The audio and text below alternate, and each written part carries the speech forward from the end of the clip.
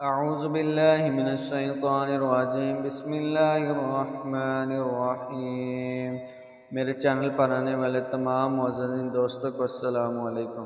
تو دوستو، آج کی ویڈیو میں آپ کو رزق میں برکت اور کام میں آسانی کے لیے مجربہ عمل بتا رہا ہوں۔